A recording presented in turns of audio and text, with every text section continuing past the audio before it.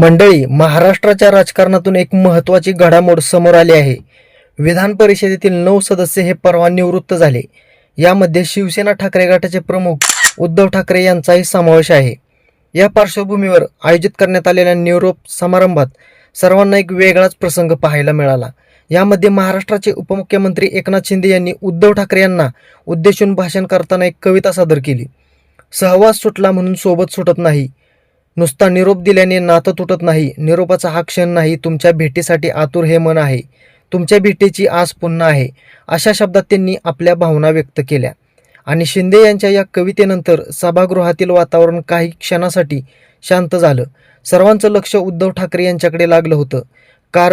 कारण की एकनाथ शिंदेंच्या या कवितेवर उद्धव ठाकरे आता काय प्रतिसाद देणार याकडे सर्वांचं लक्ष लागलं होतं. यावेळी एकनाथ शिंदे यांच्या कवितेला प्रतिसाद देत उद्धव ठाकरे यांनी शांतपणे हात जोडून प्रतिसाद दिला. त्यांचा हा प्रतिसाद पाहताच सभागृहात एकच हशा पिकल्याचं पाहायला मिळालं. दरम्यान आपल्या भाषणात एकनाथ शिंदे यांनी निवृत्त होणाऱ्या सर्व सदस्यांचा उल्लेख करत त्यांना शुभेच्छा दिल्या. ते म्हणाले, आज 9 सदस्य निवृत्त होत आहेत.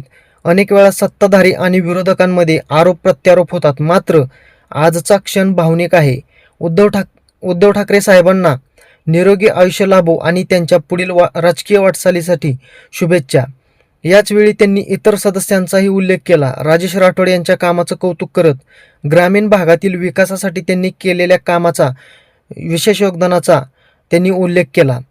यानंतर मुख्यमंत्री देवेंद्र फडणवीस यांनीही आपलं मत मांडलं. ते म्हणाले, सभागृहात येणाऱ्या जाणाऱ्या सदस्यांचा सन्मान करणं ही परंपरा आहे. उद्धव ठाकरे यांच्यासोबत अनेक वर्ष सहप्रवासी म्हणून आम्ही काम केलं आहे. पुढे बोलताना त्यांनी एक महत्त्वाचं निरीक्षण नोंदवलं. राजकारणात मतभेद असतात, पण त्या पलीकडे एक वेगळं नातं असतं. उद्धवजींचा स्वभाव पारंपरिक राजकारण्यांसारखा नाही, त्यांच्यात राजकारण थोडं कमी आहे, असं फडणवीस यांनी म्हटलं. एकूणच या निरोप समारंभात भावनिक आणि हलक्या फुलक्या क्षणांचा संगम पाहायला मिळाला.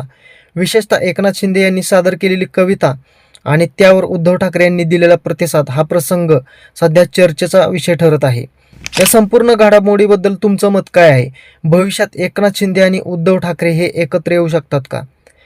ते आम्हाला कमेंट करून नक्की सांगा. आणि अशाच महत्त्वाच्या अपडेट्ससाठी आपल्या चॅनलला सबस्क्राईब करा. धन्यवाद. जय महाराष्ट्र.